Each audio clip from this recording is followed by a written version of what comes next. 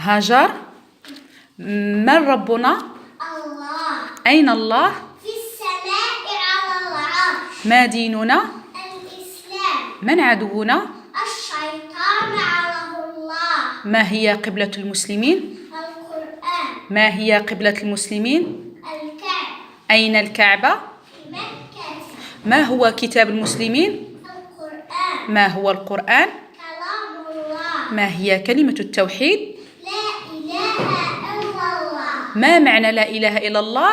لا معبود إلا الله. من أين نأخذ عقيدتنا؟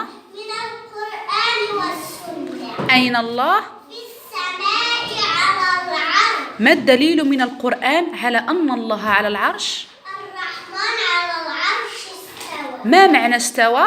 على وارتفع. ما معنى استوى؟ على وارتفع. لماذا خلق الله الجن والإنس؟ لعبادته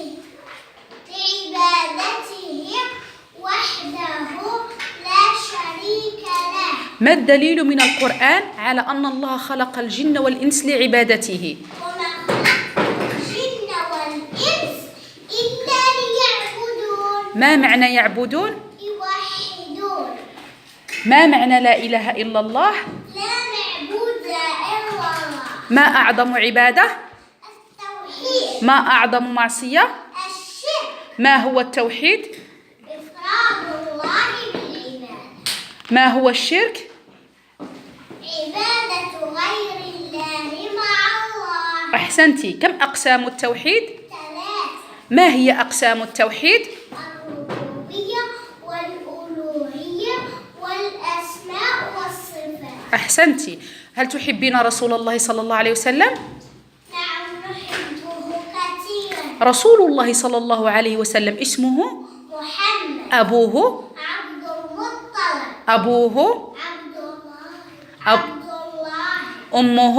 أمينة بنت وهب. جده؟ عبد المطلب. عمه الذي كفله؟ أبو طالب. مرضعته؟ حليمة السعدية. زوجته؟ خديجة بنت خويلد. لقب رسول الله صلى الله عليه وسلم بالصادق الأمير. نزل عليه الوحي في غار حراء. كان عمره 40 سنة. أول سورة نزلت عليه سورة اقرأ. أول من آمن به من الرجال صاحبه أبو بكر الصديق. من النساء خديجة بنت خويلد. من الأطفال ابن عمه علي ابن أبي طالب. هاجر رسول الله صلى الله عليه وسلم من مكة إلى المدينة.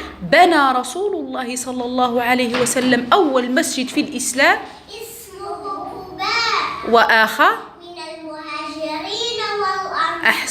أحسنتي هاجر.